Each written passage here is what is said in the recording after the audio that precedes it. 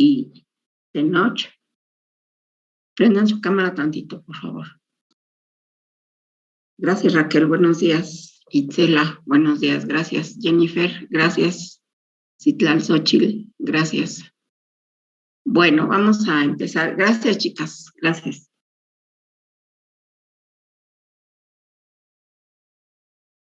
Empezamos con tema nuevo. El tema es propiedades coligativas. Ajá. Bueno, a ver, ¿qué importancia tiene este tema? Miren, a través de las propiedades coligativas también se pueden determinar pesos moleculares. Ajá, esa es una utilidad. Otra es también a través de la determinación de una de ellas, que es la presión osmótica, se pueden llevar a cabo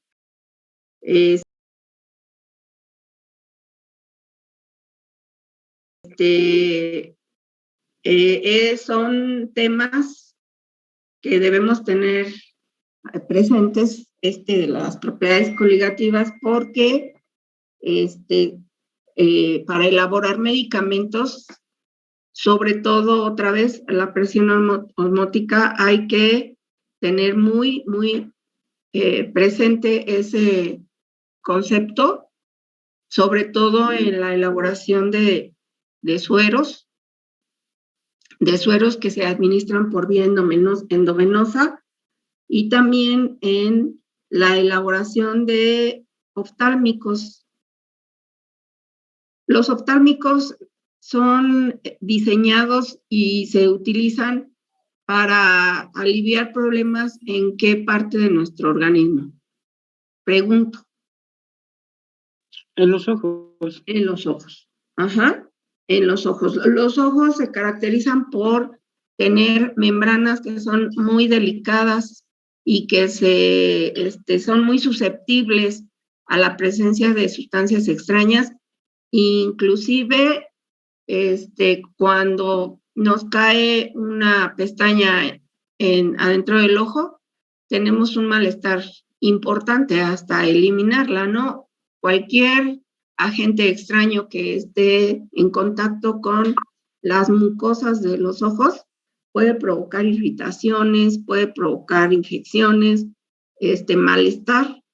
Entonces, los medicamentos que van dirigidos a esta parte de nuestro organismo debe tener un muy buen control de la presión osmótica que generan dichos medicamentos. Ajá. Entonces, por eso, entre otras cosas, es importante platicar acerca de las propiedades coligativas en las soluciones. Y pregunto,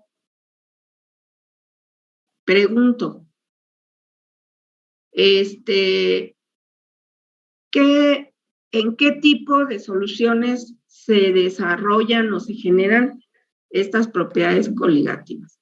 Fíjense, en lo que hemos revisado de nuestro tercer apartado de la última evaluación que vamos a hacer, hemos hablado de soluciones binarias, donde el soluto puede ser volátil o no volátil y su disolvente. Ajá. Hemos hablado ayer, por ejemplo, hablamos de soluciones que pueden ser parcialmente miscibles o en un momento dado inmiscibles. Eso depende de la concentración y del factor temperatura. Entonces, ahorita vamos a hablar de otro tipo de soluciones, las que desarrollan propiedades coligativas. Entonces, ese tipo de soluciones, ¿cómo están formadas? Pregunto. Son soluciones que están formadas por qué tipo de sustancias. A ver, pregunto. Le vamos a preguntar a Eduardo Samuel. Buenos días. ¿Estás por ahí, Eduardo Samuel? Dice que a lo mejor sí, pero que no quiere contestar. Ahí yo veo que dice Eduardo Sánchez. Entonces yo creo que sí está ahí el compañero. ¿Ya ven? Es más bonito trabajar de manera presencial porque hay nada de que se me esconden ni evaden las preguntas. Me pueden decir, no, no sé, maestra, no sé y ya, punto. Jennifer Paola, las soluciones que desarrollan propiedades coligativas, ¿qué características tienen? Pues son soluciones que tienen solutos no volátiles y le da otras propiedades como el aumento en la temperatura de ebullición. Ajá, de la solución. Fíjense bien lo que dijo su compañera. Una solución que está formada por un soluto o varios solutos no volátiles y el disolvente desarrollan propiedades muy importantes y todas ellas se engloban en un nombre, propiedades coligativas, porque coligativo significa que tienen un origen en común. Eso es lo que significa coligativo, que tienen un origen en común. Y ese origen en común es que presentan solutos no volátiles. Y ese concepto lo deben tomar así, como lo estamos comentando, y no lo deben olvidar. Si tenemos una solución de glucosa en agua, ahí se desarrollan propiedades coligativas. Ahorita vamos a ver cuáles son. Si tienen una solución de sacarosa en agua, ahí se desarrollan propiedades coligativas, porque la sacarosa es no volátil. Ajá. Si tienen una solución de polietilenglicol, que es un soluto líquido, el polietilenglicol, en agua, se desarrolla esta situación de las propiedades coligativas, porque el polietilenglicol es no volátil. ¿Me explico? Y estoy poniendo ese ejemplo porque puede ser que sean líquidos disueltos en otro líquido, pero la característica debe ser que sean solutos no volátiles, disueltos en un disolvente. Si yo tengo urea disuelta en agua, pregunto, ¿se desarrollarán las propiedades coligativas? Sí, porque la urea es un soluto no volátil. Si tenemos cloruro de sodio en agua, ¿se desarrollarán propiedades coligativas? Sí, porque es un soluto no volátil. Si yo tengo acetona disuelta en agua, ¿se desarrollarán propiedades coligativas? No, porque la acetona es volátil. Ajá. Si yo tengo una cubita, o sea, el chesco más etanol en agua, no se desarrollan propiedades coligativas porque el etanol es volátil. Tengan presente eso, ¿eh? Luego les hago unas preguntas en el examen y siempre contestan cosas bien raras. Porque como que dicen, ay, pues sí. Y a la hora que uno les hace las preguntas, pues resulta que no. Ajá. Soluto no volátil en un disolvente. Voy a poner la pantallita. Ahora sí, ¿cuáles son esas propiedades coligativas? A ver, ¿quién nos quiere compartir sus conocimientos? ¿Cuáles son esas propiedades coligativas? Presión osmótica. Ajá. Voy a poner aquí. Sí, adelante. ¿Qué otra? Descenso crioscópico. Ajá. ¿Qué otra? Presión de vapor. ¿Así nomás? Descenso de la presión de vapor del disolvente. Ajá. Es que fíjense, esto que dijo la compañera da pie para comentar algo. Hemos estado hablando de la presión de vapor, ¿no? Y nunca hemos dicho que esa sea una propiedad coligativa. Es el descenso en la presión de vapor. Entonces, voy a poner aquí, propiedades coligativas.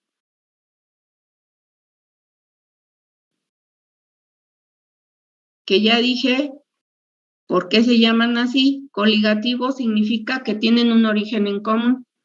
Y ese origen en común es que todas ellas tienen esa solución que presenta esas propiedades coligativas, presenta un soluto no volátil en un disolvente. Ajá, entonces, la solución no es cualquier solución, es aquella que está preparada por solutos no volátiles más el disolvente. Ajá, ok. Entonces, esas propiedades son descenso en la presión de vapor. No es presión de vapor, porque todos los disolventes tienen una presión de vapor. Porque cuando hablamos de soluciones con otras características, por ejemplo, de acetona en agua, de etanol en agua, ahí hay una presión de vapor. No, es descenso en la presión de vapor. Aumento en la temperatura de ebullición, aumento. Todos los líquidos presentan una temperatura de ebullición, pero la propiedad coligativa es el aumento en la temperatura de ebullición de la solución, ¿sí? El otro es descenso en el punto de congelación. Por ejemplo, si yo tengo agua pura en una condición de una atmósfera de presión, esa agua congela a 0 grados centígrados. Pero si yo tengo glucosa con agua y la congelo, muy probablemente su punto de congelación va a ser menor al del agua pura. ¿Sale? Luego, tenemos la otra que es bien importante, que es la presión osmótica, que se desarrolla en los sistemas que tienen solutos no volátiles y disolvente.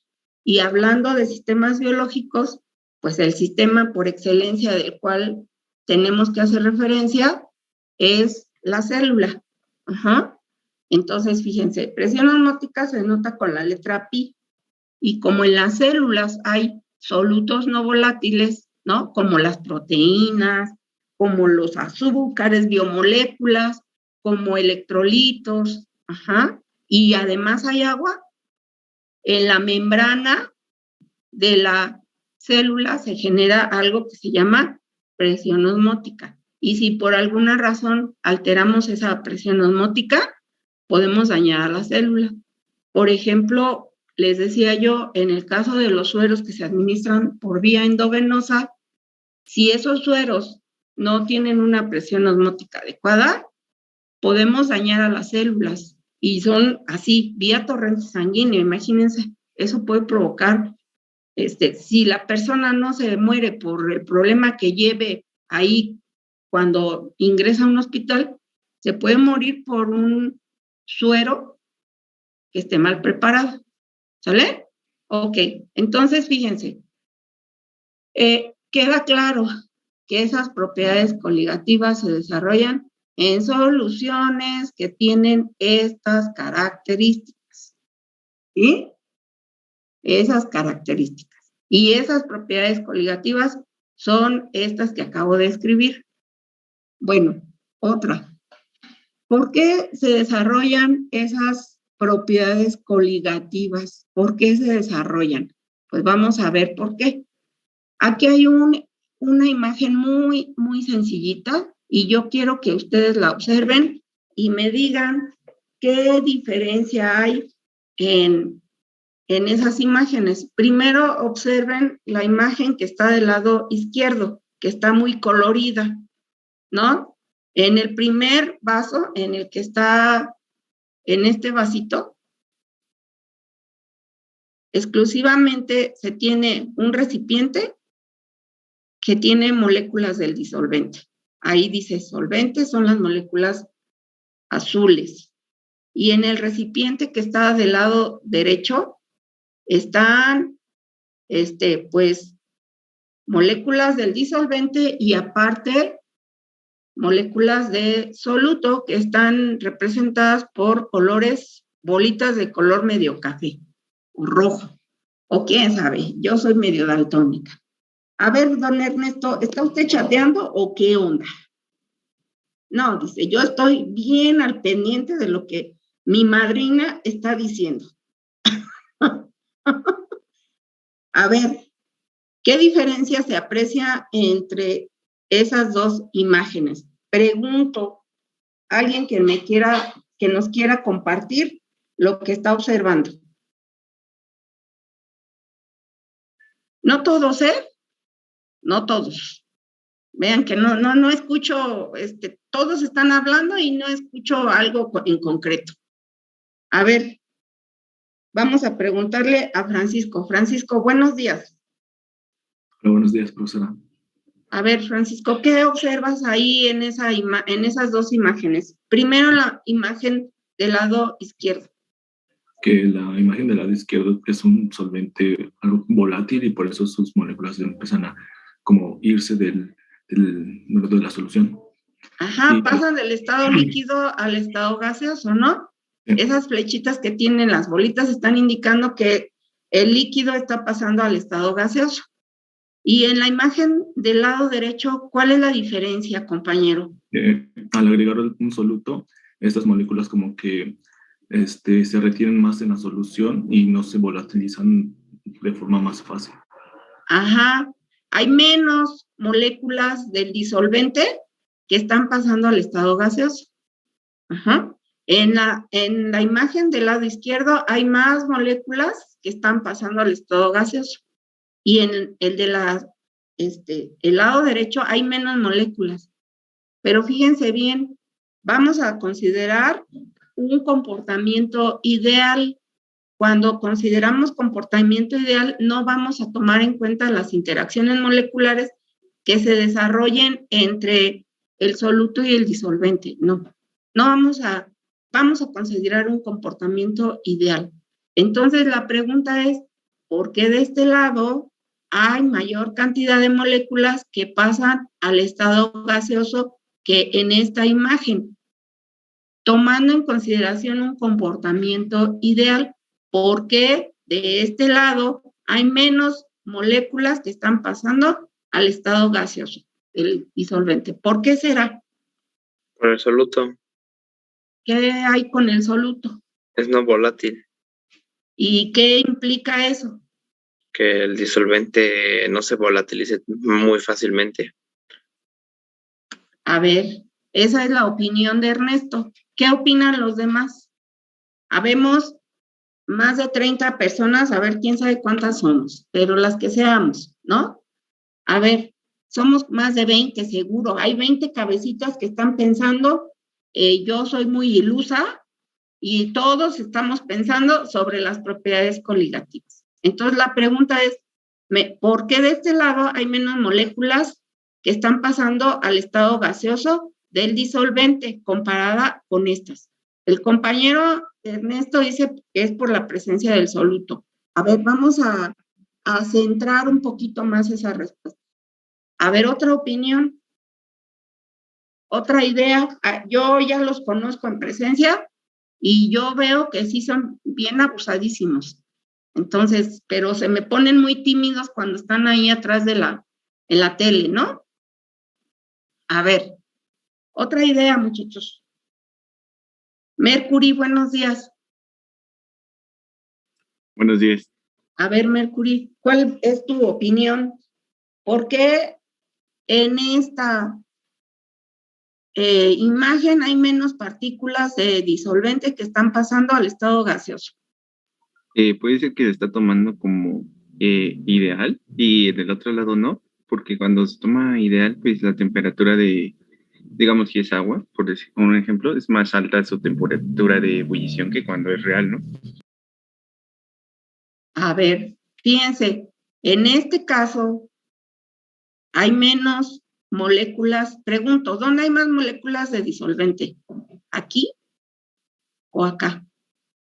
¿En qué figura? ¿En la izquierda o en la figura derecha? ¿Dónde hay menos moléculas de disolvente? Mercury. En el lado derecho, bueno, de la imagen del lado izquierdo en de la derecha. Ajá, en el lado derecho. Justo porque las moléculas de soluto, muchachos, ocupan un espacio. Por eso hay menos moléculas de disolvente aquí, porque el soluto está ocupando un espacio. Y por eso, como aquí hay menos moléculas de disolvente, existen menos moléculas que pueden pasar al estado gaseoso. Ajá.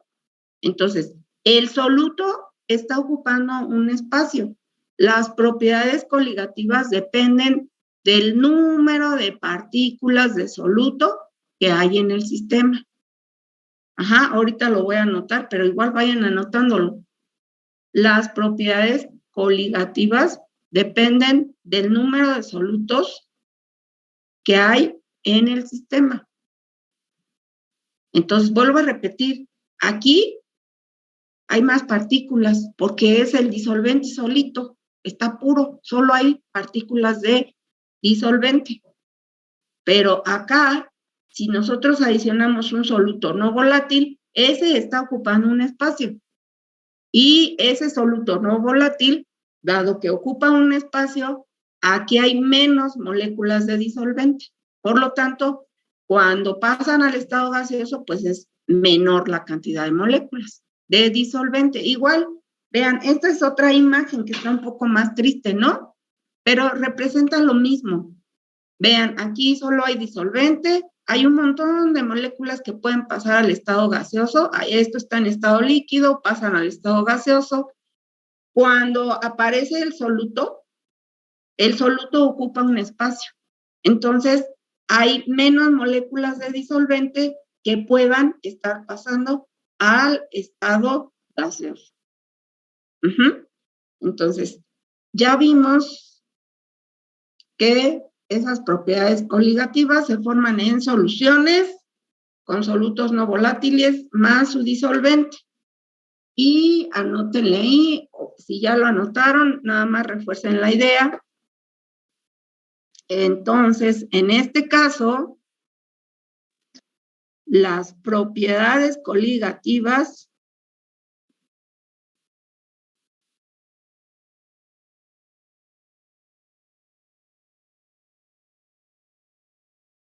dependen del número de partículas de soluto presente. Y ese soluto debe ser no volátil. Ok, entonces, avanzando. Bueno, ¿qué características tienen las soluciones que desarrollan propiedades coligativas? Pues vamos a ver. Aquí está lo que les comentaba, ¿no? Se llaman coligativas o colectivas, porque tienen un origen en común. Están formadas por solutos no volátiles y su disolvente. Y aquí les pongo varios ejemplos. Soluciones acuosas de urea, de glucosa, de cloruro de sodio. Y esto que estoy poniendo aquí me va a dar pauta para comentarles algo. Pregunto, chicos, ¿qué tienen en común este compuesto y este otro compuesto? ¿Qué tienen en común? Que son no volátiles. que son no volátiles, ajá, y tienen otra cosa en común que es diferente a este compuesto, porque este también es no volátil. ¿Qué tienen de diferente la urea y la glucosa con respecto al cloruro de sodio? Desde un punto de vista químico, ¿qué tienen de diferente? A ver. Pues, por ejemplo, que el cloruro de sodio es es un compuesto iónico, mientras que la urea y la glucosa son compuestos covalentes.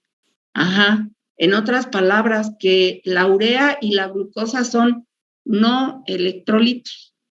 Y el cloruro de sodio es un electrolito porque en solución forma iones, como dijo el compañero Marco. Ajá. Escuchen lo que les voy a comentar ahorita. Nosotros vamos a revisar en este curso cómo se comportan los no electrolitos. Vamos a revisar las propiedades coligativas de los no electrolitos. Pero tienen que ponerse bien abusados y bien atentos, porque cuando empiecen su curso de fisicoquímica farmacéutica, van a estudiar las propiedades coligativas de los electrolitos. Y entonces, cuando estén en su curso de fisicoquímica farmacéutica y les pregunten, a ver, ¿y qué son las propiedades coligativas? ¿Y cómo se calculan las propiedades coligativas? Y todo eso, luego ustedes van a contestar. Porque ya van a saber qué son las propiedades coligativas, cómo se determinan, pero para no electrolitos. Y en el curso que viene van a trabajar con más detalle el punto para electrolitos. Bueno, aquí está otra cosa que ya les dije. Dependen del número de partículas del soluto presentes en la solución. ¿Eso qué significa? Significa, fíjense, que si yo tengo una solución de glucosa, lo voy a poner aquí, glucosa 0.1 molar, y tengo una solución de glucosa 0.6 molar, ¿quién va a desarrollar propiedades coligativas en mayor magnitud? ¿Cuál de las dos soluciones?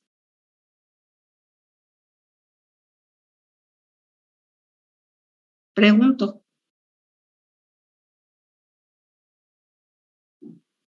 Esa participación tan entusiasta me dice cosas a mí, ¿eh? ¿Se ve la glucosa 0.6 molar? Pues sí, la glucosa 6 molar, porque ahí hay más solutos no volátiles.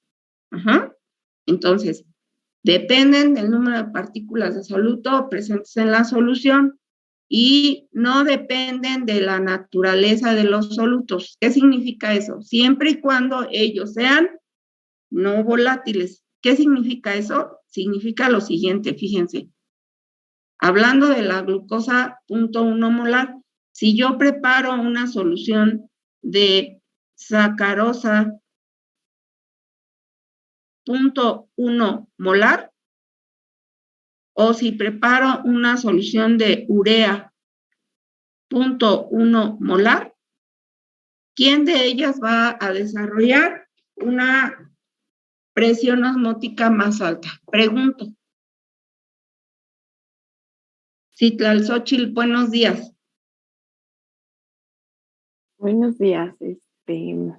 A ver, déjame pensarlo. A ver, no hay mucho que pensar, ¿eh? No hay mucho que pensar. ¿La sacarosa? Dice el compañero Ernesto que la sacarosa. A ver, Juan Pablo, ¿andas ahí? No está, me dijo que tenía que ir a una consulta del doctor. Ándele, por eso no querían que nos viéramos en la escuela, ¿verdad? A ver, Rodrigo Fabián, buenos días. También él se fue a una consulta, se me hace. Leticia Torres, buenos días. ¿Ya ven? A ver, no entiendo. 3 personas que pregunto y no contestan. ¿Por eso no quieren ir a la escuela, chicos?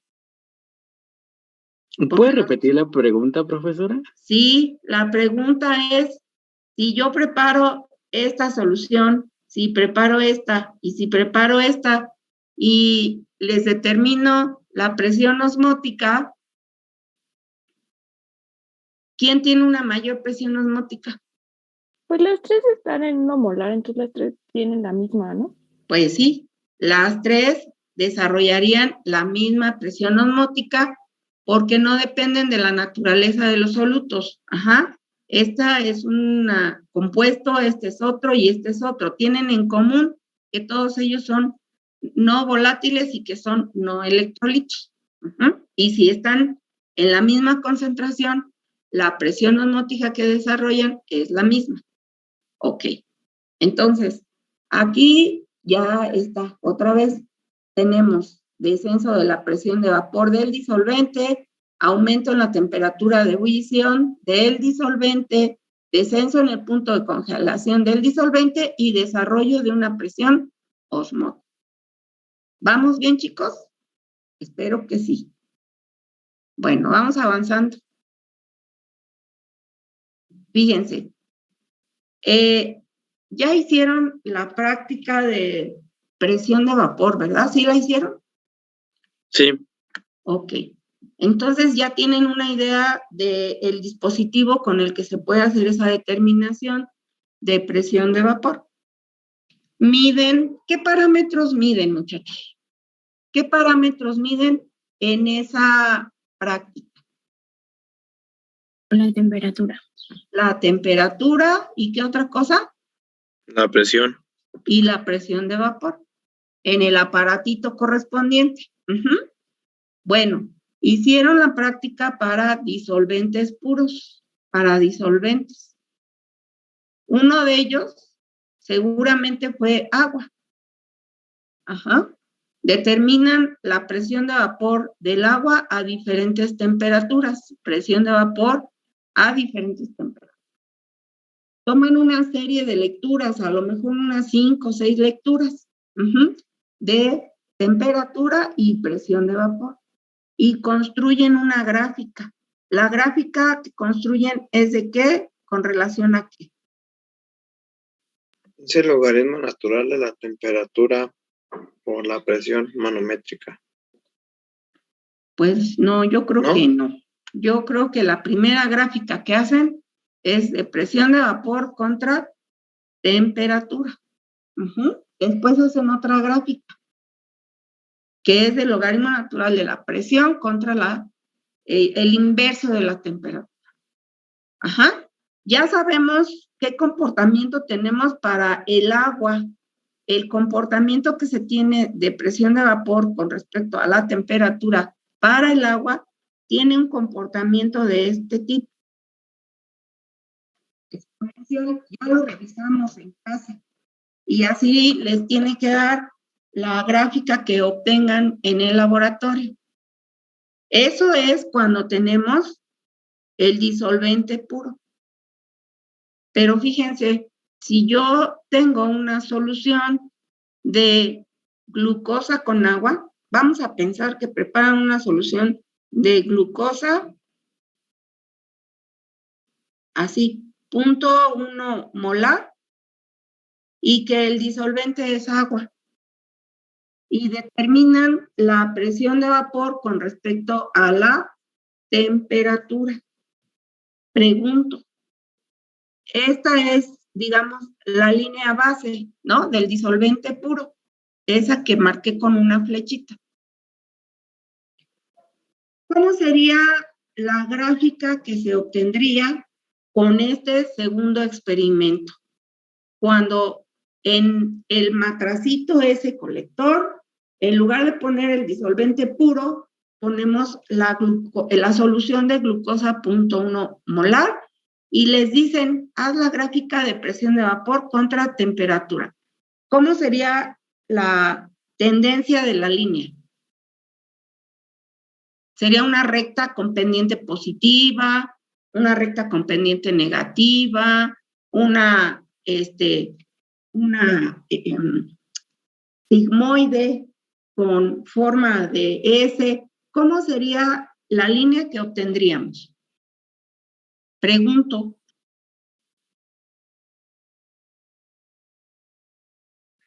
¿Cómo sería, muchachos? Paola Vidal, ¿anda por ahí? Sí, aquí ando. Ajá. ¿Cómo sería la línea que se obtiene, compañera?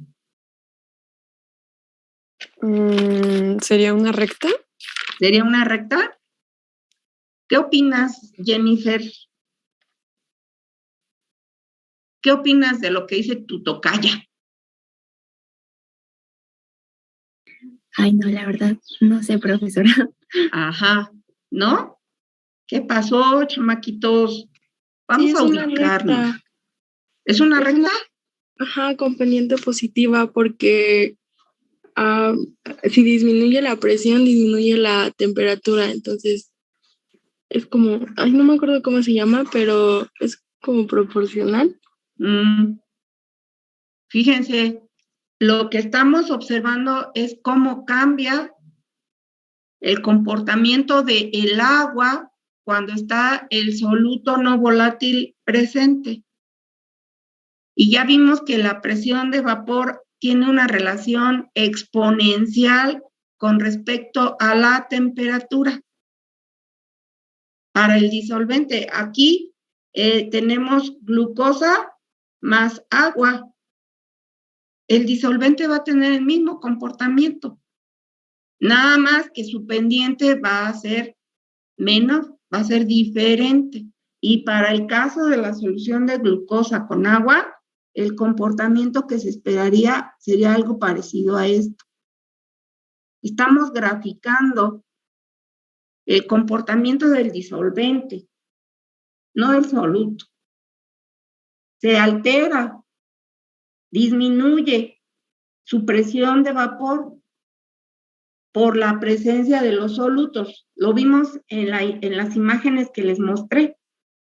Ajá, hay menos moléculas de disolvente que pasan al estado gaseoso, pero su comportamiento es igual. Entonces, esta sería la gráfica que corresponde a una solución de un soluto no volátil en agua. Puede ser glucosa, puede ser sacarosa, puede ser los que hemos comentado. En esa gráfica, muchachos, se puede apreciar los cambios en la presión de vapor en el disolvente cuando se tiene la solución. Vamos a ver las dos primeras propiedades coligativas que escribí y que les mostré en las imágenes. Hoy vamos a revisar esas dos propiedades coligativas. Ajá. Fíjense. Entonces, vamos a pensar, pues, que ustedes hicieron este primer experimento y obtuvieron este comportamiento de la línea azul. Después les dicen, órale, prepárate la solución de glucosa en agua, 0.1 molar, y le mides la presión de vapor al disolvente en la solución. El comportamiento es equivalente, es exponencial, pero la pendiente cambia. En esa gráfica, muchachos, se puede apreciar los cambios en la presión de vapor y en la temperatura de ebullición del disolvente. Para observar cómo disminuye la presión de vapor en la solución, fíjense, yo puedo fijar una línea donde quieran. Ajá. Por ejemplo, yo digo, a ver qué pasa con la presión de vapor si yo me fijo a una temperatura, no sé, de 35 grados. Por decir algo, es tentativo. Y veo, esta va a ser la presión de vapor ¿de quién? ¿De la solución o del disolvente puro? Aquí. Va a ser la solución. ¿La presión de vapor de quién? Del solvente puro. Del solvente puro, del solvente puro. Esto corresponde a la línea del disolvente puro. Y entonces aquí vamos a tener la presión de vapor del disolvente puro. Ahí, y voy a poner por acá. PV es presión de vapor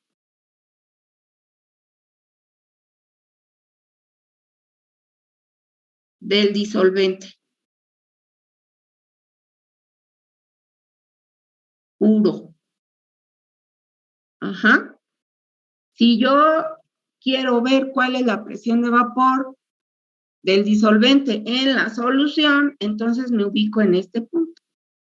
Porque esta línea morada es la que está representando el comportamiento de la solución, el disolvente en la solución a una temperatura determinada, la que ustedes quieran. Y entonces veo acá. ¿Qué le está pasando a la presión de vapor en la solución? ¿Qué le está pasando a la presión de vapor del agua en la solución? Disminuyó. ¿Qué le está pasando? Está disminuyendo. Esto es presión de vapor de la solución. Y entonces ahí podemos observar eso que ya habíamos comentado, el descenso en la presión de vapor cuando se tienen esas propiedades coligativas. ¿Cómo puedo calcular el delta P? El delta P, aquí lo voy a poner. ¿Cómo puedo calcular el delta P? Pues lo puedo calcular, o sea, la diferencia que hay de aquí a acá. Pues yo puedo conocer este valor, lo puedo conocer de la gráfica. Y entonces tendría presión de vapor del disolvente menos la presión de vapor ¿de quién? ¿De quién? Del soluto.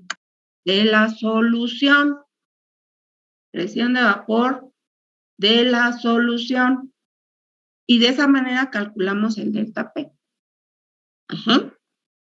En esa misma gráfica, muchachos, podemos observar el cambio en la temperatura de ebullición, el aumento en la temperatura de ebullición de la solución.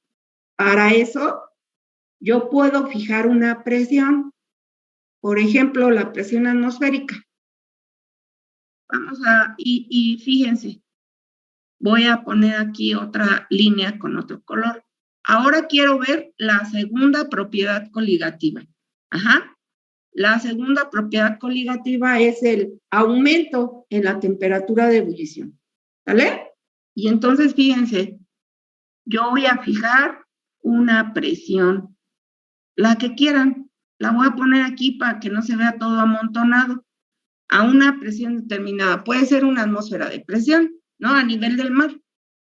Fíjense, en dónde ubico la temperatura de ebullición del disolvente puro y la temperatura de ebullición de la solución. Pues ahora puedo aquí, en este punto, que corresponde al disolvente puro, al agua solita, a esta presión me bajo aquí en el eje de las X y veo qué temperatura tiene. Esta será la temperatura de ebullición. Lo voy a poner por acá. Temperatura de ebullición ¿de quién? ¿Del disolvente puro o de la solución? Del disolvente. Disolvente. Ajá, del disolvente. ¿Sí? Y lo voy a poner aquí. T de ebullición es temperatura de ebullición del disolvente.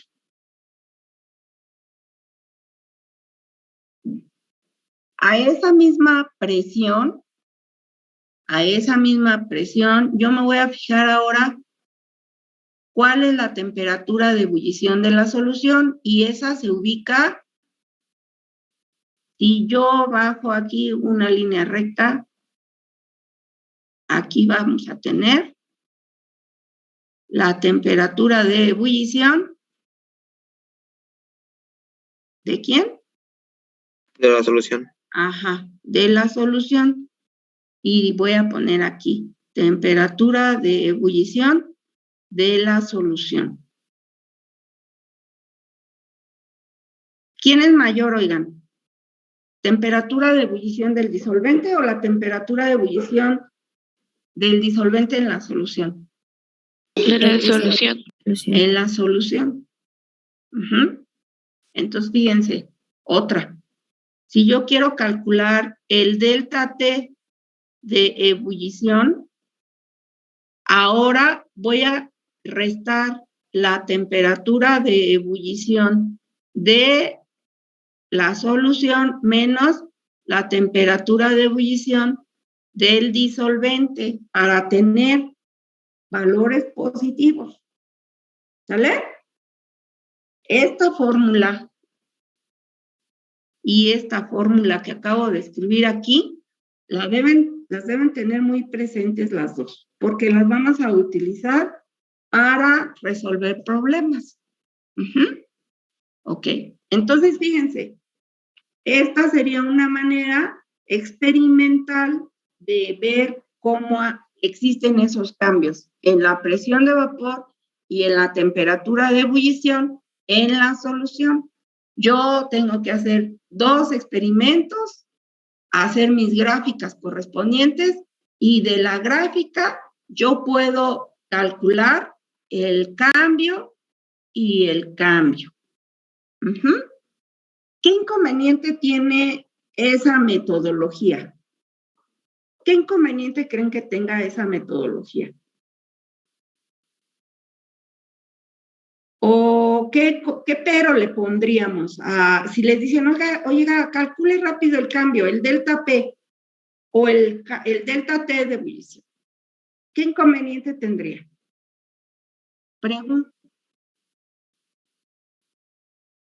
Si ¿qué inconveniente le ves a esto que estoy comentando?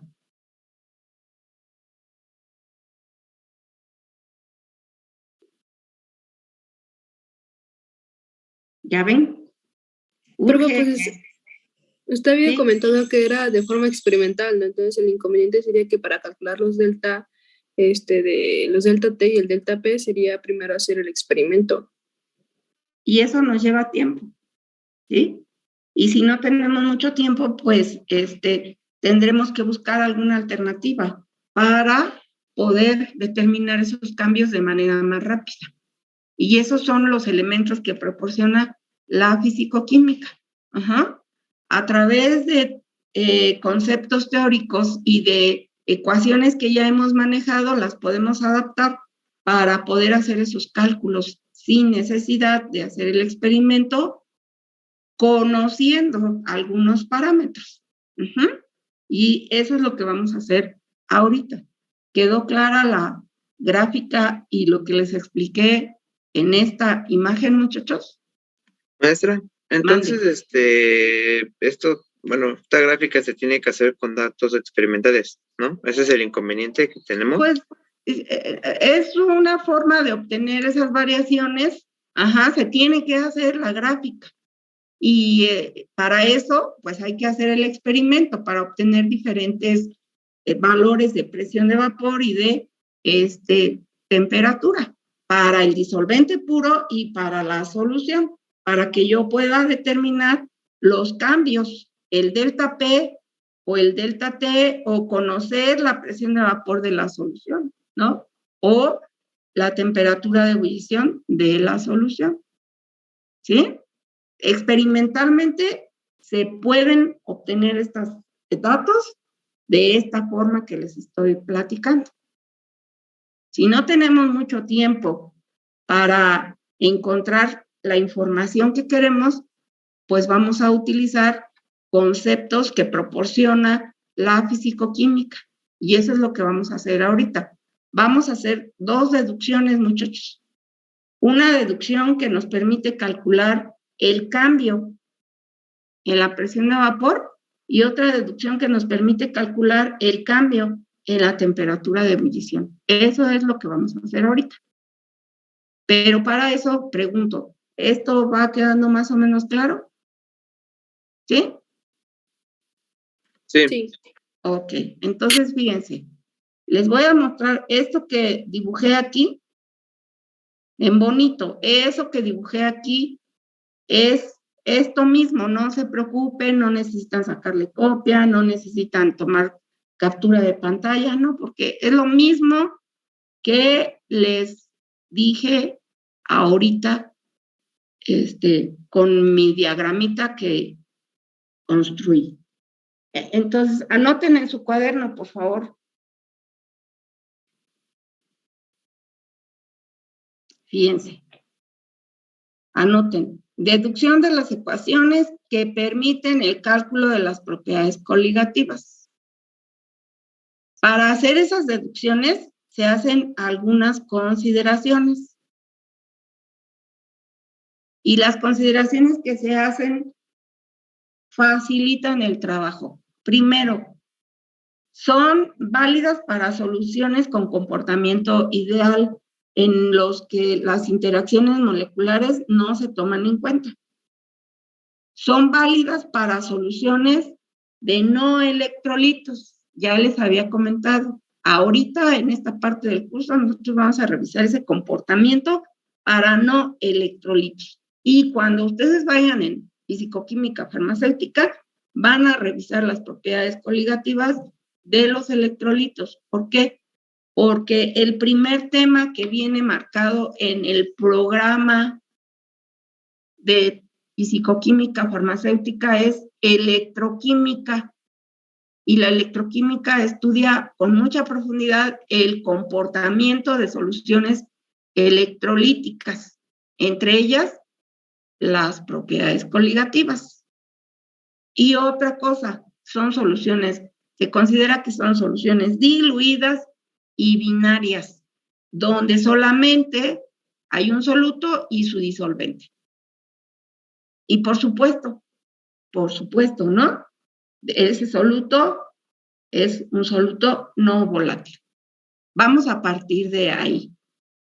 Y empezamos. La primera propiedad coligativa que vamos a revisar es descenso o disminución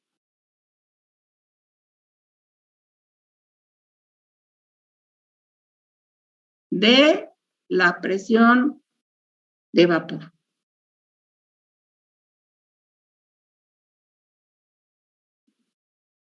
Ajá.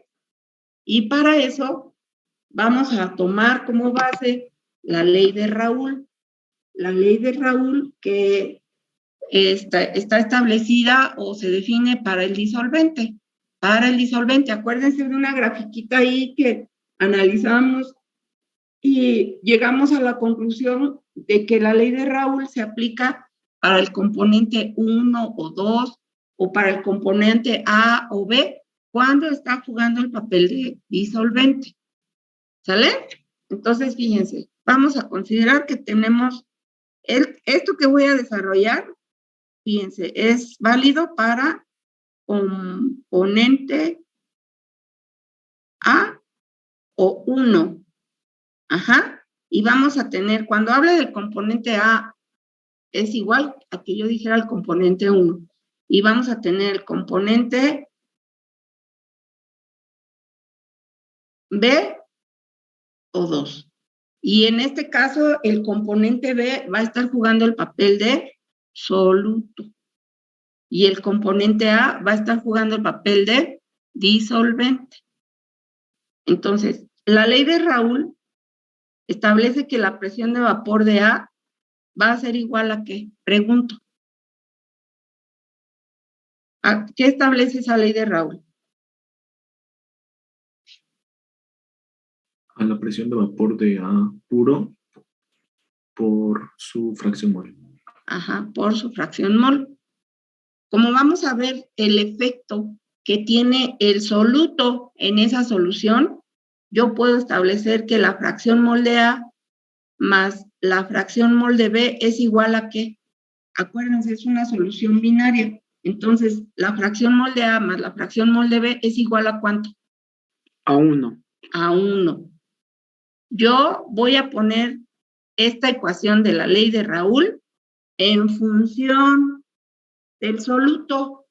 Por lo tanto, fíjense, para ponerla en función del soluto, vamos a establecer que la fracción mol de A es igual a ¿qué? De esta ecuación que acabo de escribir, la fracción mol de A es igual a ¿qué?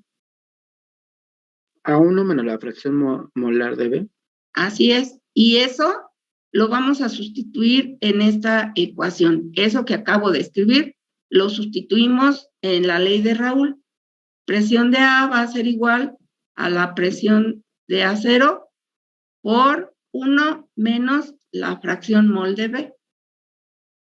¿Qué estoy haciendo ahorita? Estoy haciendo una deducción con la cual yo pueda calcular el cambio en la presión de vapor sin necesidad de hacer un experimento. De tal forma que vamos a desarrollar esta ecuación que acabo de escribir y me quedaría como presión de vapor de A es igual a la presión de vapor de A pura menos ¿qué? ¿Menos qué? Menos la presión de A pura por la fracción mol de B. Por la fracción mol de B. Entonces, fíjense, reordenando esta ecuación, yo voy a, fíjense, lo que quiero es encontrar una ecuación que me permita calcular esto sin necesidad de hacer un experimento. Entonces, fíjense, yo voy a reordenar esta ecuación. La presión de A menos la presión de A0 es igual a menos la presión de A0 por la fracción mol de B. Y pues como aquí hay un signo negativo que no debo tener ahí, vamos a multiplicar todo por menos 1. De tal forma que voy a obtener menos la presión de A más la presión de A0 es igual a la presión de A0 por la fracción mol. Esta ecuación, esta, la multipliqué por menos 1. A ver, compañeros, ¿quién es mayor? ¿Este valor, la presión de A, este o este? ¿Quién tiene un valor mayor? ¿Este o este? A ver. ¿No? Esta. ¿Sale? Esta es el valor más alta, es solamente el disolvente. Entonces, esta expresión que acabo de escribir, la podemos reordenar de esta forma. Presión de A pura menos la presión de A es igual a la presión de A pura por la fracción mol de B. Y pregunto, ¿qué cosa es esto? Esto que está aquí, ¿qué es? ¿Qué es esto? ¿Es la fracción? Es esto. Es esto. Es el cambio. Es el cambio. Si se fijan ahí en lo que escribí hace rato, lo que escribí hace rato es equivalente a esto. Voy a mover la imagen. Ahorita voy a regresarme aquí.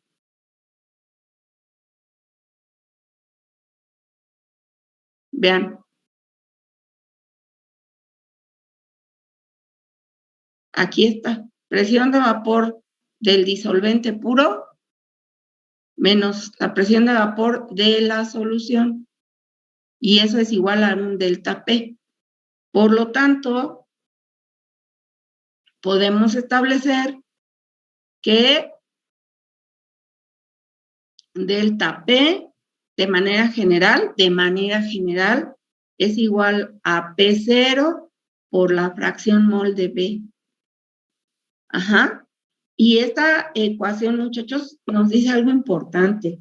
Fíjense lo que nos dice. Este valor P0 para una temperatura determinada es constante, es un valor constante para un disolvente dado. Lo que nos indica esta ecuación también es que el cambio en la presión de vapor es proporcional a la fracción mol del soluto, que el cambio en la presión de vapor en un sistema es proporcional a la fracción mol del soluto. Y la fracción mol del soluto, pues depende del número de partículas de soluto que haya en el sistema. Ese soluto, ¿qué característica debe tener? Que es un soluto no volátil. Entonces, fíjense, podemos establecer lo siguiente también de manera general, y por ahí lo van a tener muy presente porque lo vamos a utilizar más adelante. El delta P entre P0 va a ser igual a la fracción mol del soluto. ¿Para qué me sirve cualquiera de estas dos expresiones? Puede ser esta o esta. Pues me sirve para calcular el cambio en la presión de vapor. Y también me sirve, fíjense, considerando, ya lo demostré, considerando que el delta P es igual a la presión de A solita menos la presión de A en la solución, fíjense lo que podemos calcular. Si en un problema me dan este dato y me dan este dato, o sea, me pueden decir, en una solución con tales características se observó un cambio en la presión de vapor con tanta magnitud. Y la presión de vapor del componente A 25 grados centígrados es tanto. Yo puedo calcular la presión de vapor de la solución sin necesidad de hacer el experimento. ¿Sale? Tomen nota, Tomen nota de eso que estoy comentando. Bueno, esta es entonces la ecuación con la cual yo puedo calcular cambios en la presión de vapor, con la cual yo puedo calcular el descenso en la presión de vapor de la solución. Sin necesidad de hacer el experimento. Si yo conozco los gramos de A, que en este caso ya les dije, A va a ser el disolvente y B va a ser el soluto. Para propiedades coligativas, así lo vamos a manejar. A es el disolvente y B es el soluto. Si yo conozco los gramos de A, el peso molecular de A, los gramos de B, el peso molecular de B, y este parámetro a una temperatura determinada, puedo calcular este parámetro o puedo calcular este. ¿Sale? Bueno. ¿Algún comentario?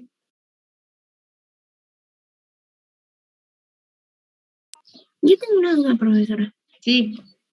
Por ejemplo, mencionamos al inicio que pueden ser, bueno, un soluto o solutos, ¿no? Entonces, entre diferentes sean esos solutos, obviamente, pues no volátiles, su presión de vapor, no, su temperatura de ebullición va a ser mayor o que si solo tuviera, por ejemplo, un soluto. Vamos a ubicarnos. Fíjate, ahorita estamos haciendo unas consideraciones para poder aplicar estas expresiones, ¿no? Y hacemos consideraciones. Hacemos pero consideraciones. Mi duda es, bueno, no va relacionado a esto, es como que aparte. Sí, déjame, termino de contestar a la pregunta. Si yo en mi solución tengo varios solutos y de esos varios solutos 3 son no volátiles, lo que se va a reflejar en la presión de vapor es un descenso provocado por esos solutos no volátiles.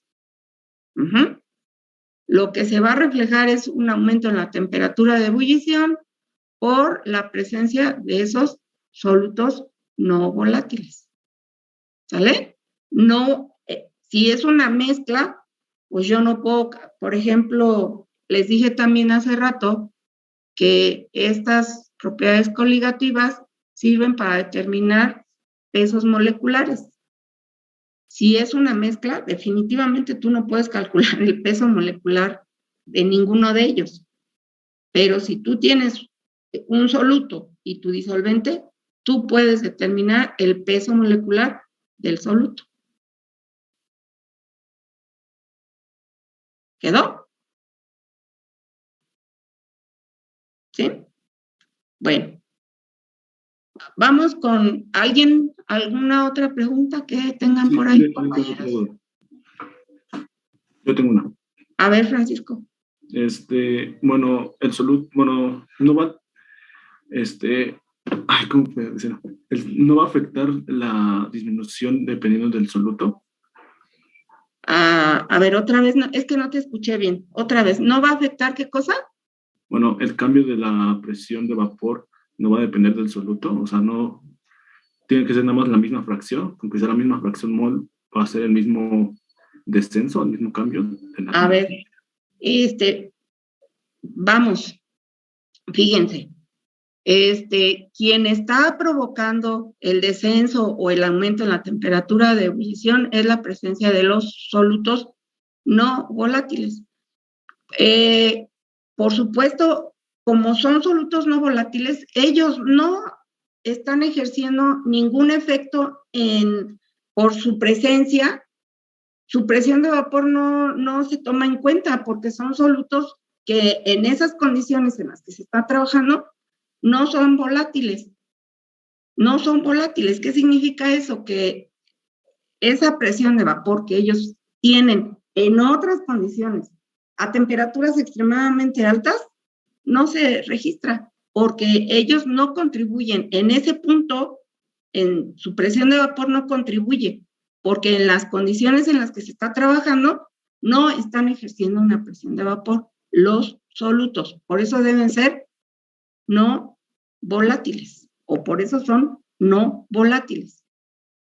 Y solamente se está reflejando el efecto en la presión de vapor del disolvente, que sí es volátil.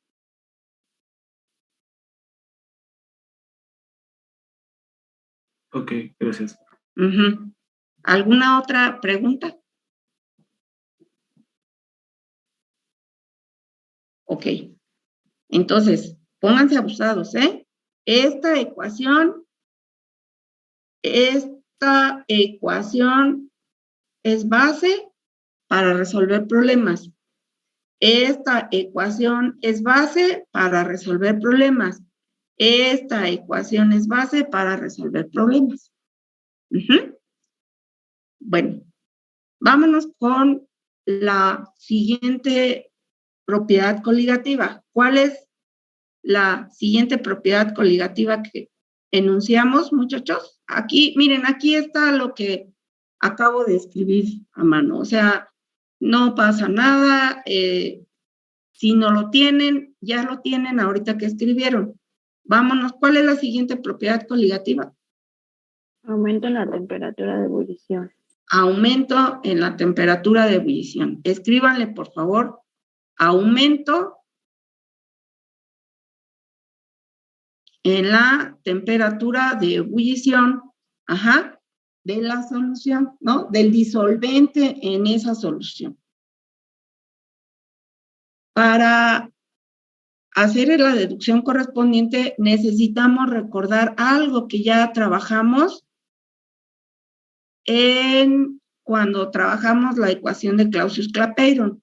Encontramos que la relación dP en dt era igual al delta H de vaporización entre T multiplicado por el cambio en el volumen. Por ahí tienen que revisar sus notas. Y van a encontrar en el tema de la deducción de la ecuación de Clausius-Clapeyron que llegamos a este punto. Por ahí está. y vamos a tomar como base esta expresión para llegar a una ecuación que me permita calcular el delta T de ebullición. Ajá. Eso es lo que vamos a hacer ahorita. Una ecuación con la cual yo pueda calcular el delta T de ebullición y posteriormente, en un momento dado, pueda determinar el aumento en la temperatura de ebullición de la solución. Entonces, tomando como base esto que acabo de escribir, esta ecuación, vamos a hacer algunas consideraciones. Acuérdense que esta rayita, ¿qué indica? Indica que el número de moles es igual a un mol. El número de moles del disolvente que hay ahí en el sistema. Esa es una consideración. Otra consideración que hicimos es que el delta B era igual al volumen del gas menos el volumen del líquido. Y que ese gas tenía un comportamiento ideal y que además el volumen del gas era mayor que el volumen del líquido. Es decir, un mol de agua líquida tiene un valor. Cuando pasa al estado gaseoso, se hace muchísimo mayor. Y eso permite establecer esto, que delta B es prácticamente el volumen del gas. Y que ese gas se está comportando como un gas ideal. Por lo tanto, el volumen es igual a nRT, pero como N es igual a un mol, será RT sobre ¿qué?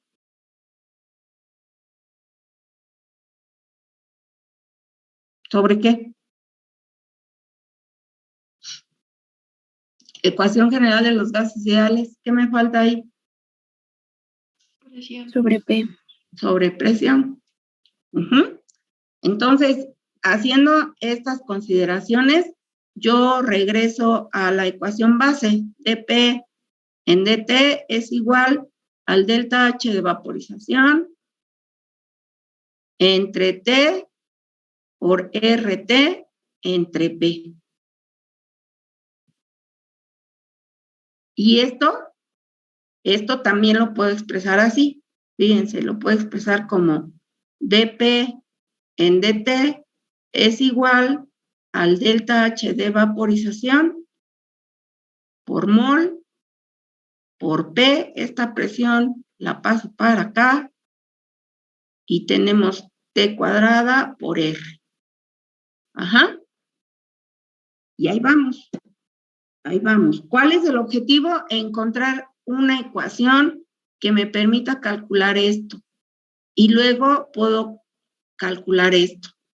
Ajá. Entonces, fíjense, esta expresión yo la puedo reordenar así. dP en P es igual al delta H de vaporización por dt entre T cuadrada por R. Y nos vamos a regresar tantito a lo que hicimos ya hace rato.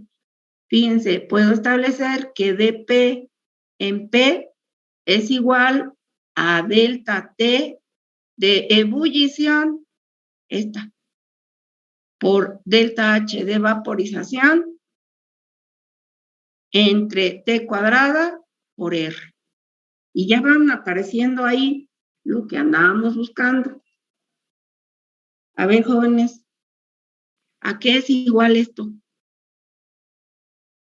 ¿A qué es igual? Tomando como base lo que ya construimos en la ecuación anterior. ¿A qué es igual eso que acabo de cerrar en puntitos? O rayitas, o yo qué sé. ¿A qué es igual? A la fracción mol. Ajá, perfecto. Entonces, fíjense, delta T de ebullición por el delta H de vaporización entre T cuadrada por R es igual a la fracción mol de ¿quién? De B. De B. Es igual a la fracción mol de B. Es igual a la fracción mol de B. Ya lo demostramos en la otra deducción que hicimos. Entonces, fíjense, el objetivo es encontrar esto. Entonces yo lo voy a despejar, lo vamos a despejar y nos va a quedar como delta T de ebullición va a ser igual a T cuadrada por R. Si me falta algo o me sobra algo, por favor me dicen, delta H de vaporización por la fracción mol de B. Por la fracción mol de B. Y entonces vamos a desglosar un poquito ese término. Fíjense, estamos considerando la fracción mol de B, ¿a qué es igual por definición? Ayer lo trabajamos. La fracción mol de B es igual a ¿qué? Fernanda Estrafón, buenos días. O tardes ya. ¿A qué es igual la fracción mol de B? En función de moles.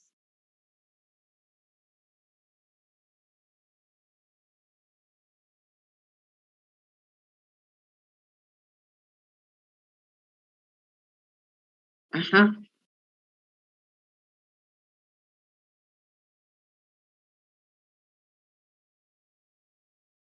A ver, ¿quién le ayuda a su compañera? Tenemos el número de moles de A entre Ajá. número de moles totales. Número de moles de B entre números totales. Y estamos haciendo una consideración, fíjense, estamos trabajando lo más sencillo de lo más sencillo, ¿no?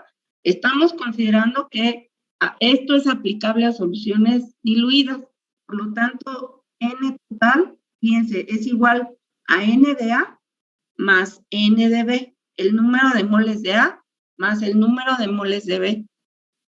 Pero como son soluciones diluidas,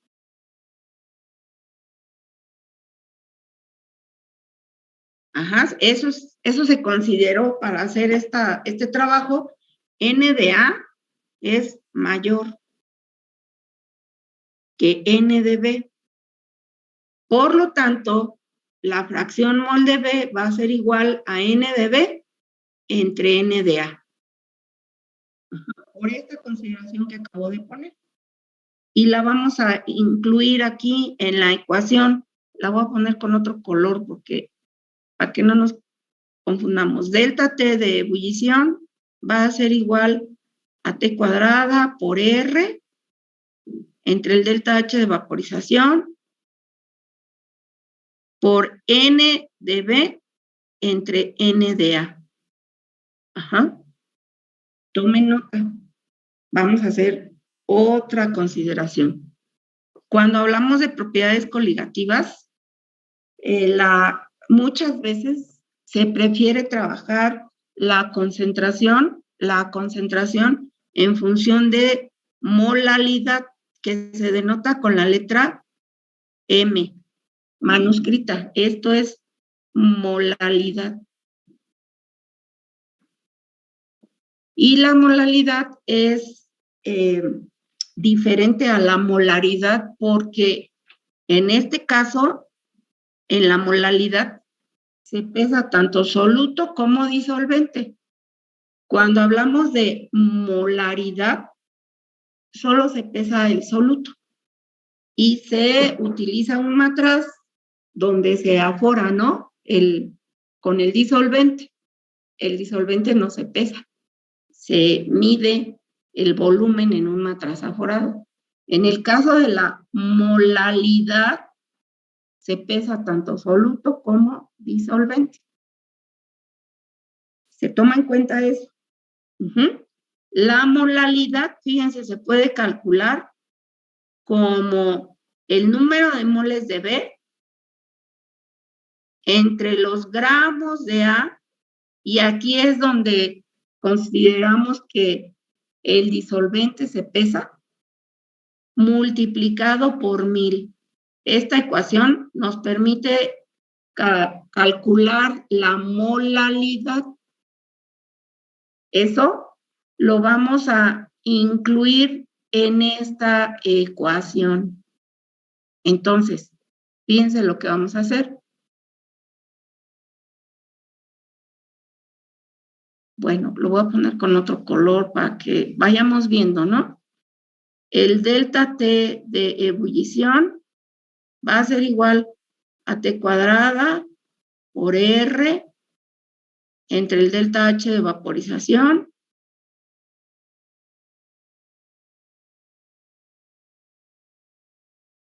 N de B N de A, muchachos, N de A, lo voy a poner aquí. N de A ya sabemos que es masa de A entre el peso molecular de A. Entonces, ya tendríamos la masa de A que la vamos a poner aquí. Ajá. Pero este término lo vamos a reordenar acá para incluirlo, porque también está inmerso en la expresión. Me falta el 1000, este 1000, para poder introducir el concepto de molalidad.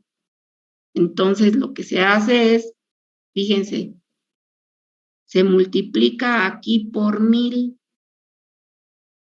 pero yo tengo que dividir entre 1000 para que no se afecte la expresión, y entonces yo pongo ese otro 1000 aquí. Y así, si yo divido 1000 entre 1000, pues me va a dar 1 y no se afecta la expresión. Entonces ahí ya, fíjense lo que conseguí. Lo que conseguí fue introducir el término de molalidad. Por lo que yo puedo escribir esta ecuación así. Delta T de ebullición va a ser igual a T cuadrada R peso molecular de A delta H de vaporización por 1000 por la molalidad, porque esto es molalidad. Y aparte, tenemos que observar otra cosa. Pregunto, fíjense, esta es la temperatura de ebullición del disolvente. Vamos, si yo tengo agua, pues será su temperatura de ebullición elevado al cuadrado. Esta es la constante universal de los gases. Este es el peso molecular del disolvente. Este es su delta H de vaporización del disolvente. Y esta es una constante. Para un disolvente dado, todos esos parámetros que acabo de señalar, ¿cómo son para un disolvente dado? Por ejemplo, para el agua, ¿cómo son esos valores? Quisiera ver cómo sus caras, porque así estoy hablando como al aire. Y entonces, pues quién sabe qué pasa por allá. Acá en donde yo estoy bien concentrada en lo que estoy diciendo y haciendo, ¿eh?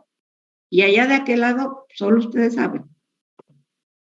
A ver, esas literales que marqué y ese número que marqué con flechitas, para un disolvente dado, ¿cómo son? Son constantes, ¿no? Son constantes. Son constantes. Por lo tanto, fíjense, esto se llama constante ebulloscópica. KF se llama constante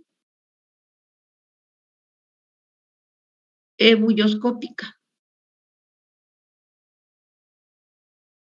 Y para cada disolvente se tiene un valor determinado de esa constante ebulloscópica. Por lo tanto, fíjense, esta ecuación se convierte en algo bien sencillo.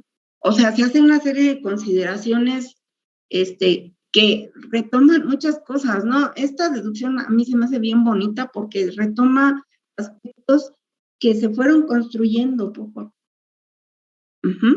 Y que si ustedes van teniendo más o menos la noción de lo que hemos hecho en algún tiempo de este curso, le van a agarrar la onda al asunto. Y si no, pues se tienen que poner a revisar, muchachos. Miren, de tal forma que la ecuación se convierte en esto.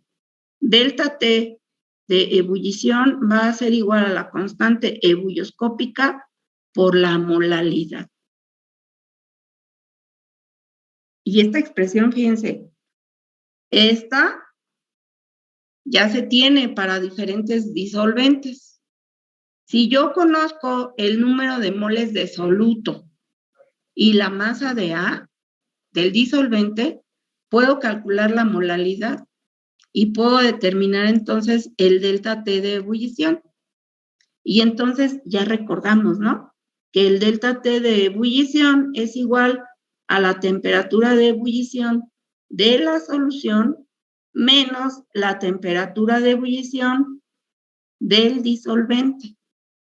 Si yo puedo calcular esto con datos que tenga del problema, yo puedo calcular la temperatura de ebullición de la solución, porque este dato se puede determinar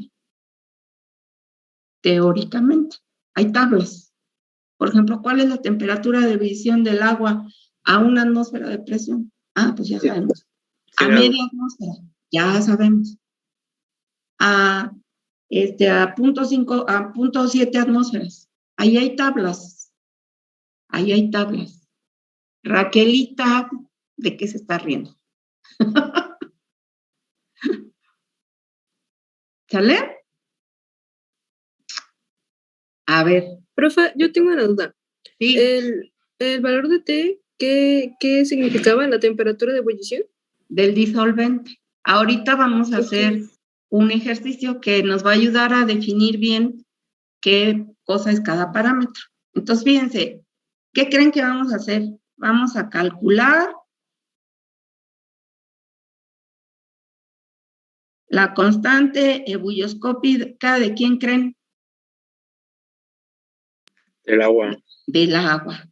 Eso es lo que vamos a hacer ahorita. Entonces, fíjense, para calcular la constante ebulloscópica del agua, vamos a considerar que la temperatura de ebullición es de 370 y ¿qué?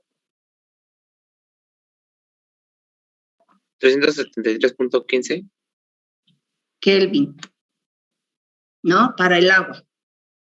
R lo vamos a manejar así exacto, 1.987 calorías sobre mol Kelvin. ¿Cuál es el peso molecular del agua? 18 gramos sobre mol. 18 gramos sobre mol. 18 gramos sobre mol. El delta H de vaporización del agua vamos a considerar como 9,717 calorías sobre mol. Con esos datos, calculen la constante ebulloscópica. La constante ebulloscópica, pues aquí tienen la fórmula, ¿no? Para calcularla. Se las ponemos aquí un poquito más resumida. Constante ebulloscópica del agua o de cualquier disolvente, T cuadrada por R, por el peso molecular del disolvente, entre el delta H de vaporización, por 1000. Y hacen el cálculo, por favor, y me dicen cuánto les da.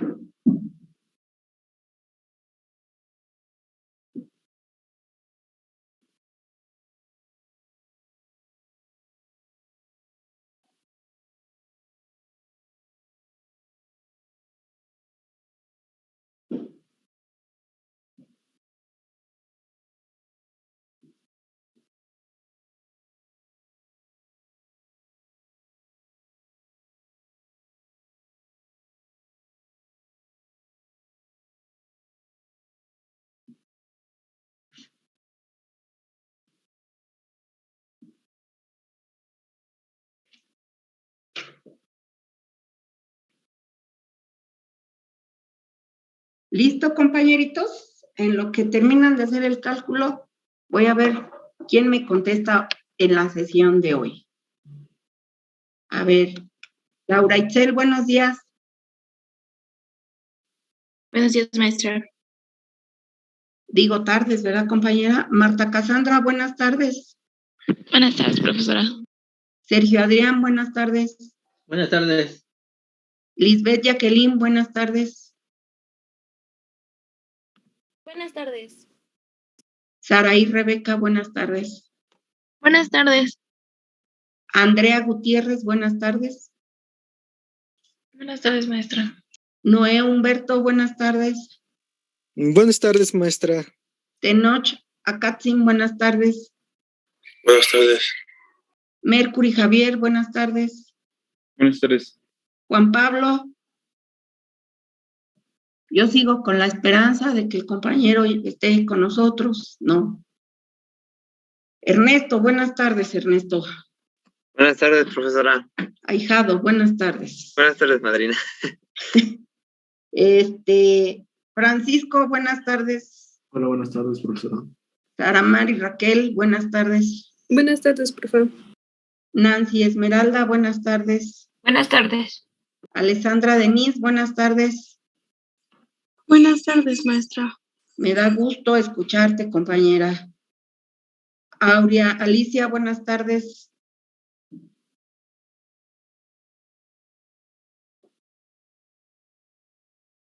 Aishane, buenas tardes. Profesora. Mande. Aurea ha tenido problemas con su internet durante toda la clase. Ok, sí, gracias. Aishane, buenas tardes.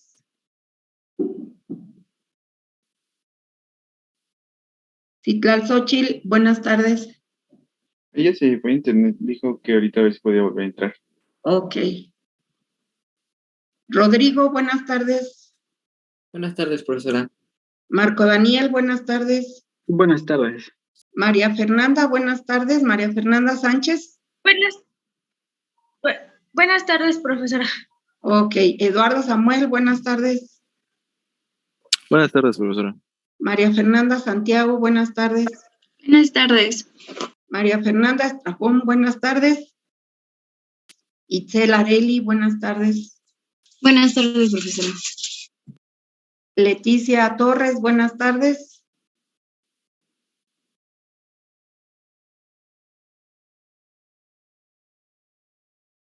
Vanessa Vargas, buenas tardes. Buenas tardes, profesora. Paola Vidal, buenas tardes. Buenas tardes. Jennifer Paola, buenas tardes. Buenas tardes, profesora. Jason, buenas tardes. Bueno, a ver, entonces, resultado, por favor. Profesora. Mande. 0.5125. Ajá. ¿Alguien dijo profesora? ¿No? Ok. Bueno, entonces, ese es el resultado. Si, por ejemplo, les decimos, a ver, calcula el delta T de ebullición de una solución que está formada por un soluto no volátil y les dan ciertos datos, esa solución, el disolvente es agua, pues ya saben, la constante bulloscópica del agua es esta. Ajá. Si les dan otro disolvente, les tienen que proporcionar la constante bulloscópica del otro disolvente. ¿Queda claro, jóvenes? Sí. Ok. Tengo una duda. Mande. A ver. Mi compañero primero, creo que ya. María Fernanda. Disculpe, es que ya no supe si sí me pasó listo. No, es que yo la escuchaba a usted como muy cortada. Ajá. Y cuando Te puse asistencia. Gracias, es que mi internet está fallando y ya no supe si sí o si no había escuchado. Está bien, ya ven. Si Gracias. nos vemos en la escuela no nos falla el internet. En la escuela no nos va a fallar el internet. Nos van a fallar otras cosas, pero el internet no. Francisco. Es que me perdí un poco al momento de pasar la molaridad hacia la ecuación. Ajá, voy de regreso. Miren, les decía, cuando en el caso de las propiedades coligativas, la concentración se utiliza bastante cuando se expresa en molalidad, aquí está. Ajá. ¿Qué ventaja tiene esa manera de trabajar la concentración? La ventaja que tiene, muchachos, es que la temperatura no la afecta. ¿Por qué? Porque pesamos soluto y disolvente. Esa es la ventaja. Cuando se trabaja molaridad, lo voy a escribir aquí, molaridad, se pesa el soluto, pero la solución se prepara en matraces aforados. Los matraces aforados pierden su aforo con la temperatura.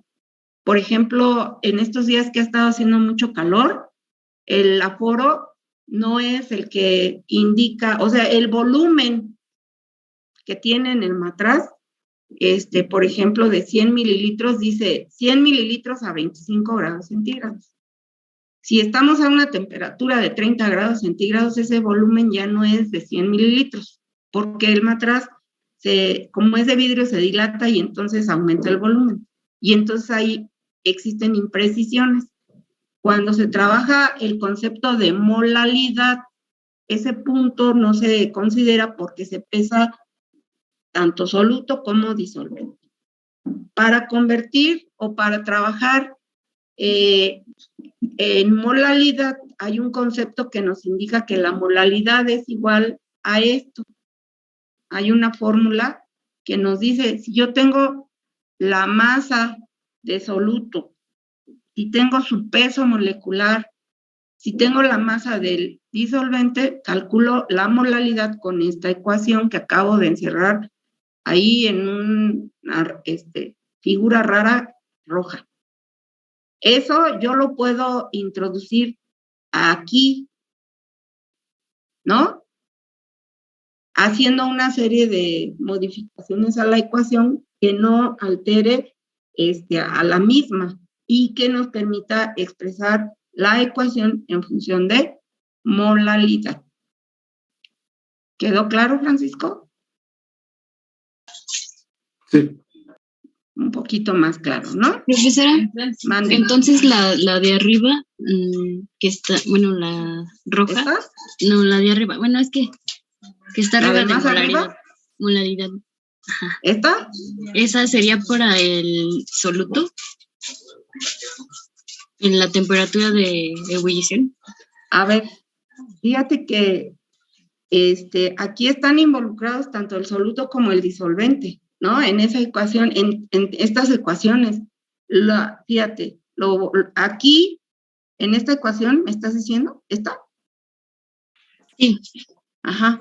Pues están involucrados tanto conceptos del soluto como el disolvente y hasta esta temperatura de ebullición es del disolvente. Este número de moles, pues como lo indica la B, es para el soluto. Ajá. Están involucrados tanto soluto como disolvente. Este término que después construimos, este término, es para el disolvente. Los valores que manejas para determinar la constante ebullioscópica son para el disolvente. Y esta molalidad está tomando en consideración, pues, también soluto y disolvente, porque la molalidad implica o considera el número de moles de soluto y los gramos de disolvente. ¿Sale? Sí, gracias, profesora. Sí, bueno, fíjense, también les voy les decía yo que estas ecuaciones nos permiten calcular pesos moleculares. Entonces, fíjense, voy a escribir algo que es importante aquí. Lo voy a escribir con otro color. El delta T de ebullición va a ser igual a la constante ebullioscópica por la molalidad. pero esto también es igual, ya lo desglosé, es igual a delta T de ebullición, constante bulloscópica, y la molaridad es N de B sobre la masa de A por 1000. A ver, de esa ecuación azul que acabo de escribir, ¿cómo la podría utilizar para determinar pesos moleculares? ¿Cómo la podría utilizar esta ecuación? ¿Cómo la podría usar? Sergio Adrián, ¿cómo la podría usar? Ya hace asistencia y me contestó, entonces ahí anda el Sergio Adrián. A ver, compañero, ¿qué modificación podría hacer ahí?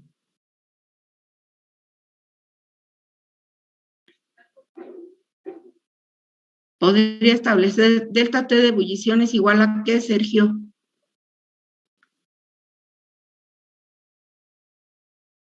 Bueno, la pregunta es para él, pero si alguien tiene alguna idea, pues nos puede contribuir a la clase. Para sacar el peso molecular de B. Ajá, podríamos tener constante bulloscópica por la masa de B entre el peso molecular de B por la masa de A por 1000. Y entonces esto lo paso para acá, esto lo paso para acá y podemos determinar el peso molecular de el soluto. Peso molecular de B sería igual a la constante bulloscópica por la masa de B entre el delta T de ebullición por la masa de A y por 1000. ¿Quedó? Ese silencio me dice que sí, ¿verdad? Entonces, esta ecuación también es importante.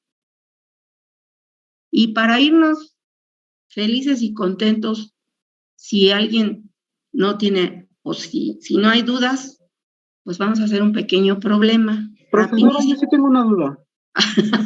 Mande. Dime. ¿Cómo es que, no, ya vi, perdón. Es que le iba a preguntar cómo, había sustituido la masa de B, pero ya vi por qué. Ya ubicaste, ¿verdad? Sí, ya ubicamos que N de B es igual al peso molecular de B, a la masa de B entre su peso molecular. Eso fue lo que hice. Esto lo tomé en cuenta para esa ecuación. ¿Vale? ¿Algún otro comentario, compañeros?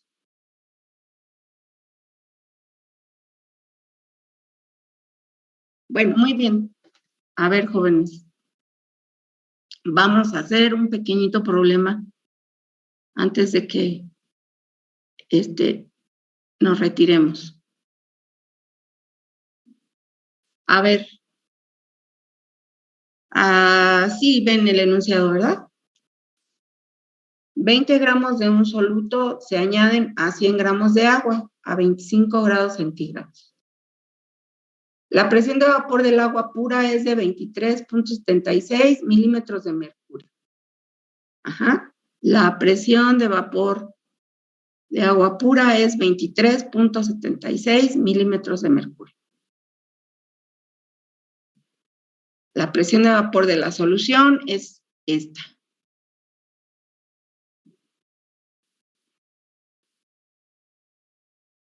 Vamos a hacer nada más el inciso A para que nos dé tiempo de hacer este problemita.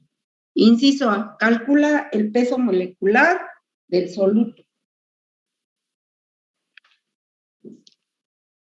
Inciso A nada más.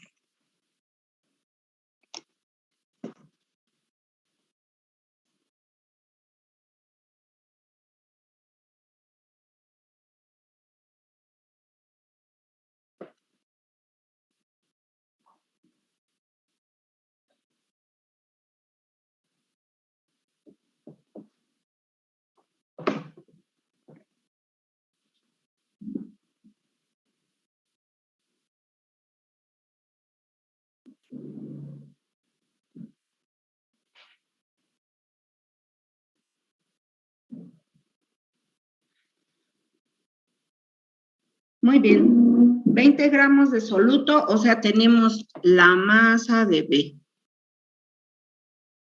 20 gramos. Y tenemos también la masa de A, ¿no?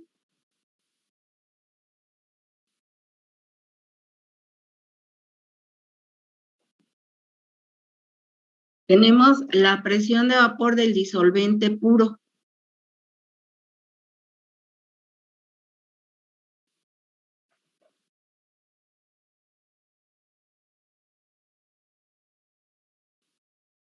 ¿Cuánto es la presión de vapor del disolvente puro? 23.76 milímetros de mercurio. Y vean, la presión de vapor de la solución, no es del soluto, es de la solución. Es menor, ¿no? 22.41 milímetros de mercurio.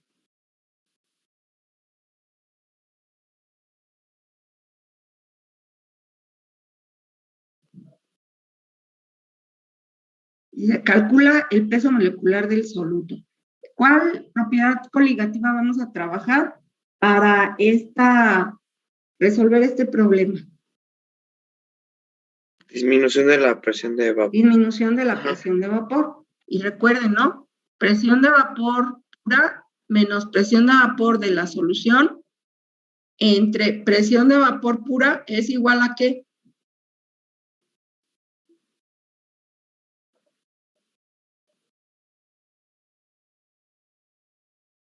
A la fracción mol de B. Así es, a la fracción mol de B. Entonces, pregunto, ¿tenemos este dato? Sí, sería la de A. Ajá, ahí le vamos a poner. ¿Tenemos este otro dato? Sí, la de la solución. Ajá, entonces vamos a calcular la fracción mol del soluto.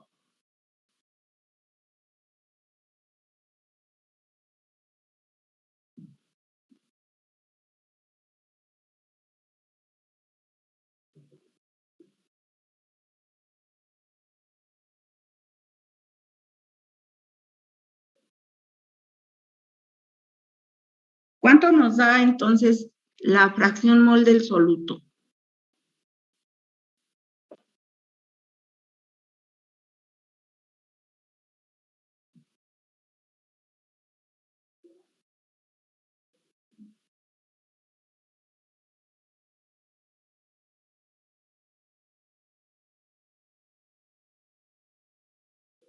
Da de 0.056. Ajá, muy bien.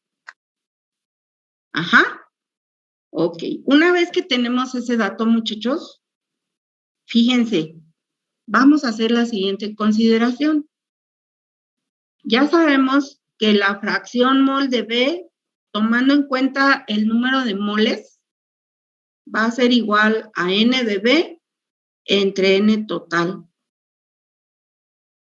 Pero acuérdense que estamos hablando de soluciones que se consideran diluidas, entonces N total va a ser aproximadamente igual a N de A. ¿Sale? Por lo tanto, esto reduce mucho el trabajo que podamos llevar a cabo por lo siguiente, porque la fracción mol de B va a ser igual a, fíjense lo que estoy haciendo, la masa de B entre su peso molecular por la masa de A entre su peso molecular. Como es agua, pues ya sabemos cuál es el peso molecular del agua, ¿no? ¿Cuál es el peso molecular del agua? 18 gramos sobre mol. 18. Ajá. Entonces, pregunto, ¿tenemos este dato?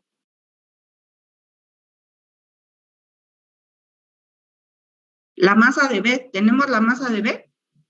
Sí. Sí. ¿Tenemos la fracción mol de B? Sí, la que calculamos. Ajá. ¿Tenemos la masa de A? Sí. Ujú. El peso molecular de A ya lo conocemos. Entonces, solamente vamos a despejar.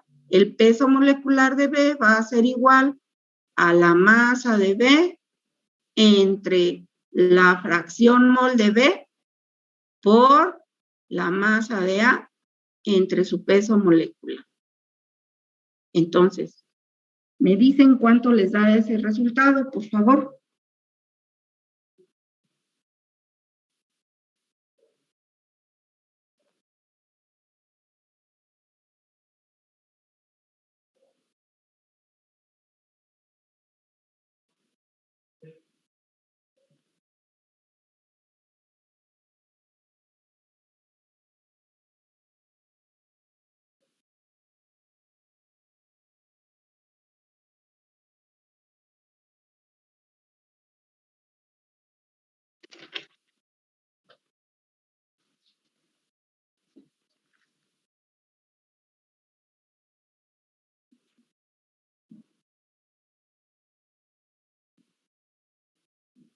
La de 64.28. 64.2. A ver, más o menos todos nos dan un resultado así. ¿Sí? Sí. Okay. Y por ejemplo, a mí me dio 63.15. Eso, pues sí, está razonable. Ajá. Gramos sobre mol. ¿Quedó? ¿Sí? Ok. Bueno. ¿Alguien tiene alguna duda? Maestra, ¿para cuándo dijo que se usaba esta ecuación, la de la fracción mol de B igual a masa de B entre peso molecular de B? Pues cuando, fíjate, en este caso, si te están dando las presiones de vapor,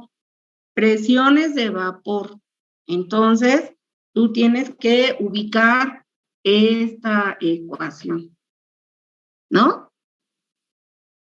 Si te están dando esos datos de presiones de vapor del disolvente puro y de la solución, luego empiezas a buscarle por ahí.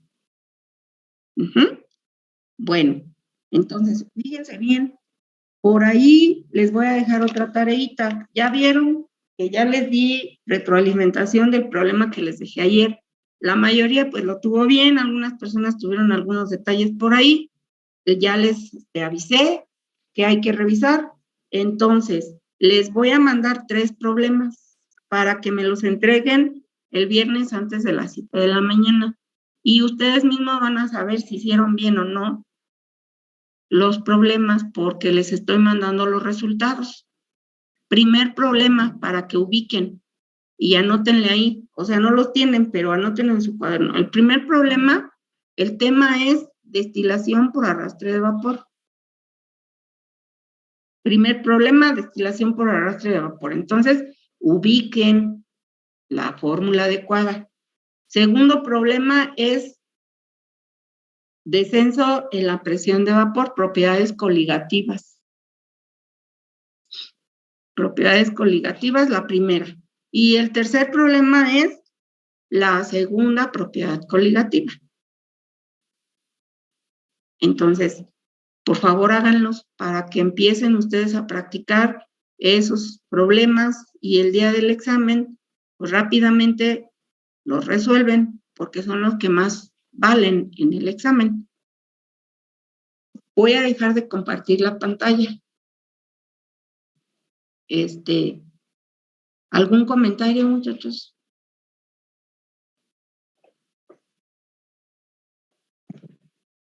¿No? Muy bien. Pues entonces, compañeros, los veo el